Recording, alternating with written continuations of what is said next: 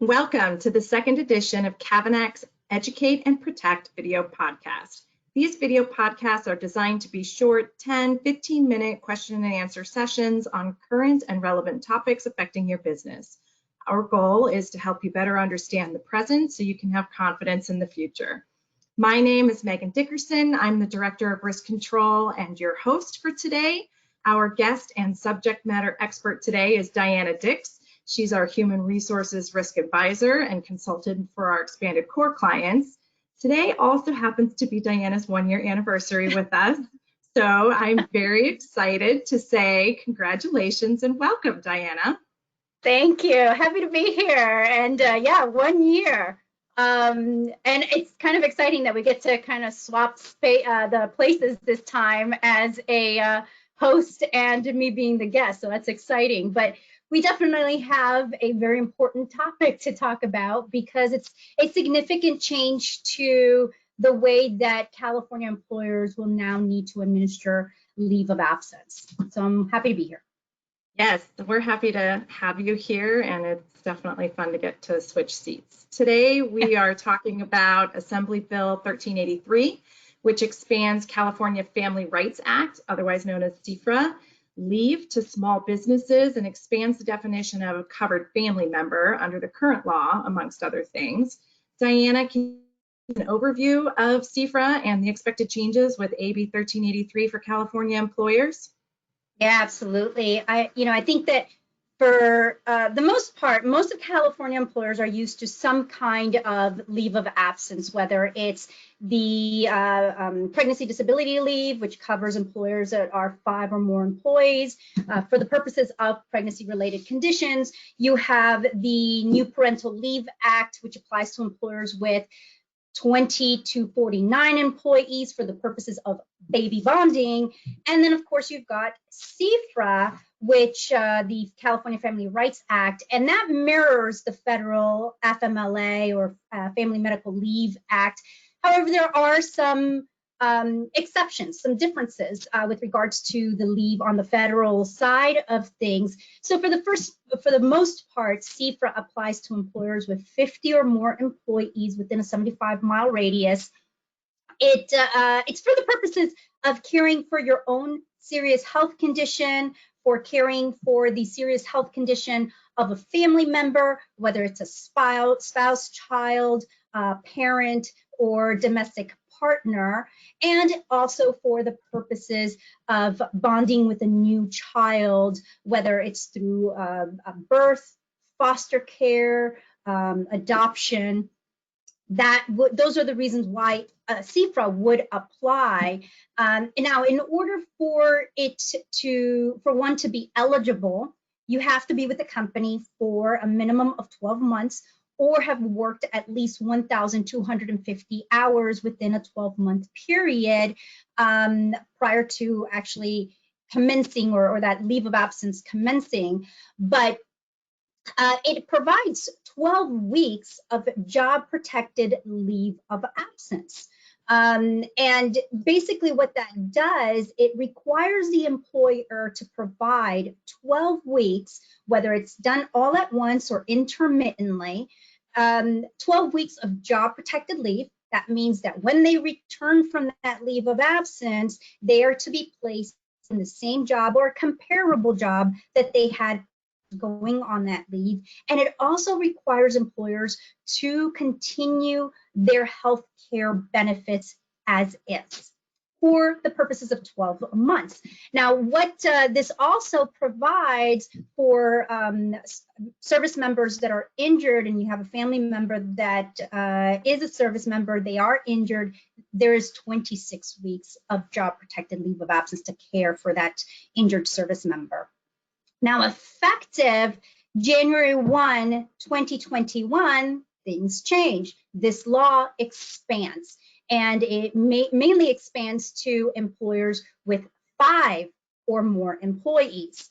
So obviously, it's a huge impact for small employers that, even one employee being out for that long is really detrimental to their business and their operations. So it's a big change for employers. Obviously, it's a great benefit also if you look at it at the other spectrum for employees as well. It's something that's been highly discussed and been waiting for. So I think that on both sides, there's goods and bads, depending on what side you're on, of course. But basically what this does is it provides 12 weeks again of that benefit. There's a couple of changes because it doesn't just impact those small employers.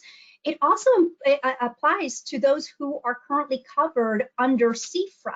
There are some changes that have happened. One of them, which is the definition of that family member. So that does expand beyond the spouse, child, parent, domestic partner. It now also applies to grandparent, to your sibling, to a grandchild as well. So it expands that leave or that family member definition. It also expands the baby bonding definition to also bonding with the child of your domestic partner as well. So there's some changes with regards to the family definition of CFRA with this expansion. Another big component of this expansion is that now if you have both parents working for you, then both parents have 12 weeks that they each can use to bond with their child. So if you do hire the parents at your organization, they both have it, whereas now, today, right, prior to January 1, it's a combined 12 weeks. They both now get, as of January 1, 12 weeks of leave of absence. So those are some significant changes that are happening. And then also 12 weeks are also provided for when a service member has been called to active duty, where you now will provide 12 weeks for that exigency time for them to bond before they go on to duty, active duty.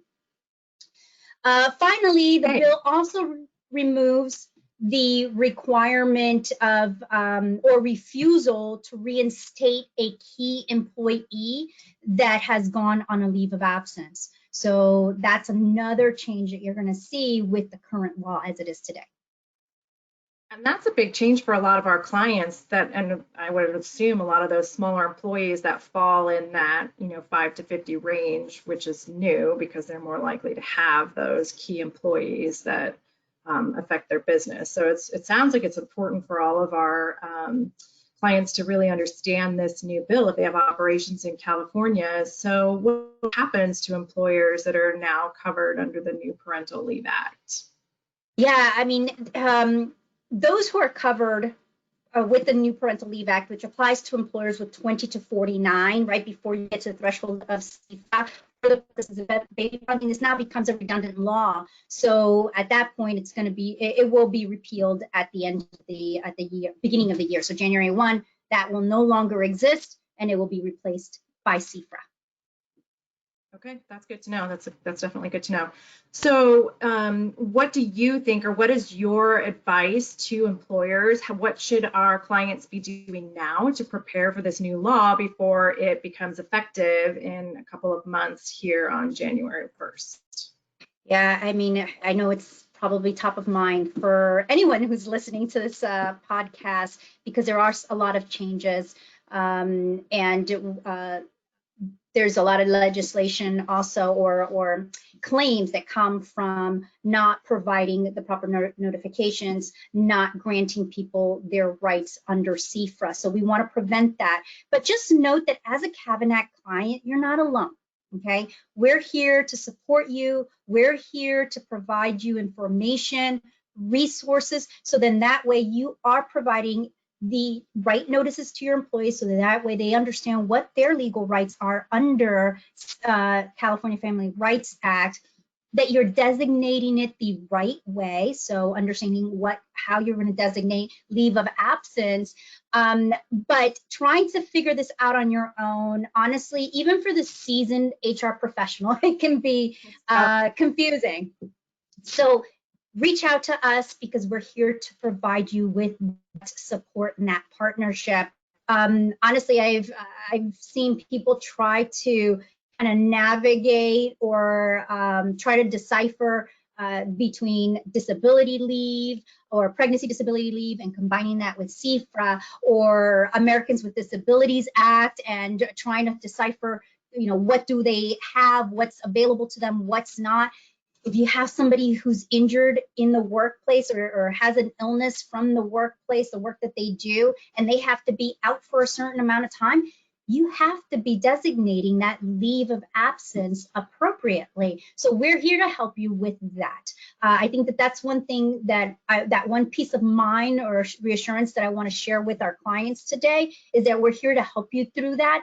But I do recommend in the interim, while we've got these 3 months or so to prepare, if you're seeing it now as of October 1, designate someone that is going to be able to administer leave of absence, that go-to person, whether it's you who's listening to or viewing this video podcast, or you're going to designate someone in your organization that's going to be responsible for the notices, for the administration, for the tracking, the communication of this leave of absence. That's going to be very important, and that they're also properly aware or trained in some of the basics, right? You're not going to know all the nitty-gritties of everything.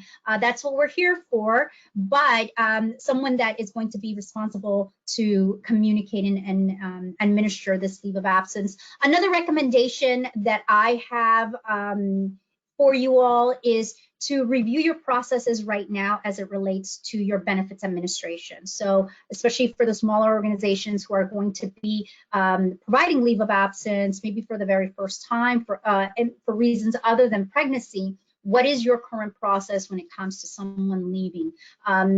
Understand that there is going to be a financial impact for you as well with this new leave, because you're going to have to continue providing your portion of the benefits. As you revisit your employee handbook and your policies, which is another recommendation that I have, you're going to want to revisit your policies as it relates to the administration of employee benefits, as it relates to your current leave of absence policies, and making sure that they're up to date. Even if you have a CFRA policy today, because there's so many nuances that have changed, that also needs to be updated within your employee handbook. So we're here to help develop that for you. So reach out to us at any point. We'll help make sure that we're customizing a policy that is aligned to the law, and also that it's custom to your organization as well. Those are the recommendations that I provide. We will be creating more communication and resources for our clients, and doing a recorded webcast on more of the that you can take to properly administer, and some best practices with regards to leave administration. So that'll come before the end of the year as we move into 2021. Yeah, great. That's a really good summary. And one thing I just wanted to touch on there is, as you had mentioned, leave integration has always been one of those areas that is really easy for employers to kind of get stuck in a quagmire and not really know what needs to apply when. And so issues like that come up with employers that work with Kavanaugh for insurance placement is one of the reasons why we developed our risk control department. I think I said this in the last podcast, but we are a little bit different than the average broker because we have invested so much money and time in training our subject matter experts here in our risk control department. And the entire reason that we did that is to help our clients navigate sticky issues like this, lower the frequency and severity of their claims, like we said at the beginning, better understand the present so that you can feel confident in the future. And we do that through different servicing levels. We have different service levels that are available to our clients. Diana's services are available in what we call the expanded core client tier. For the most part, it's a flat fee per year, which is well below market rates, and you can access Diana's wisdom whenever you have a question. We will be developing more resources that will be available to all clients, but now more than ever, it is really important to have a trusted advisor on your side. And so, if you think that those services might be of benefit to you, please don't hesitate to reach out to us, because that's why we're here. And that wraps up this session of Educate and Protect. Diana, thank you for joining me today. Happy anniversary. Thank you. It's a pleasure to be here. Yeah, had a lot of be on the other side. Of, figuring our way through this new bill. And stay tuned for more video podcasts presented to you by Kavanaugh. Great.